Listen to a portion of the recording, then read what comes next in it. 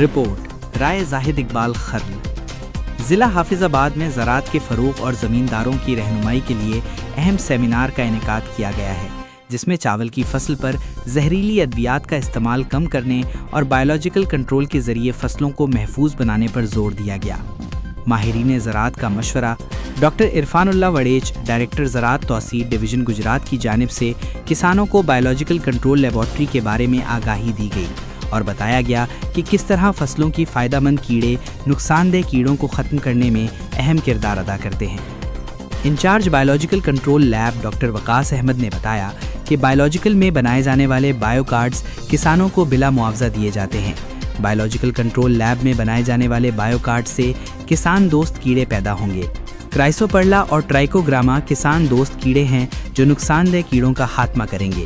کسانوں کو فصلوں پر کارڈ لگانے کے طریقے کے بارے میں بھی بتایا گیا۔ بایولوجیکل کنٹرول کے ذریعے چاول کی فصل کو بیماریوں سے محفوظ بنایا جا سکتا ہے۔ ملک بھر میں زراعت کے شعبے کو جدید خطوط پر استوار کرنے اور فصلوں کو بیماریوں سے بچانے کے لیے اقدامات کا سلسلہ جاری ہے۔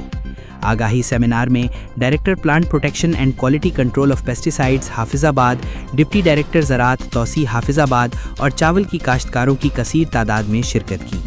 سیمینار سے خطاب کرتے ہوئے زرعی ماہر ڈاکٹر وقاص احمد نے زمینداروں اور کسانوں پر زور دیا کہ وہ چاول کی فصل پر مہنگی اور زہریلی ادویات کے اندھا دھن استعمال کو کم کریں۔ انہوں نے کسانوں کو جدید اور ماحول دوست طریقہ کار اپنانے کا مشورہ دیتے ہوئے کہا کہ کیمیکلز کا زیادہ استعمال زمین اور فصل دونوں کے لیے نقصان دہ ہے۔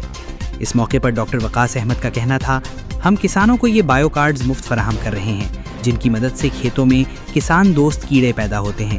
یہ دوست کیڑے فصل پر حملہ کرنے والے نقصان دہ کیڑوں کو قدرتی طور پر کھا جاتے ہیں، جس سے فصل کسی بھی زہریلے اسپرے کے بغیر بیماریوں سے محفوظ رہتی ہے اور کسانوں کے اخراجات میں بھی نمایاں کمی آتی ہے۔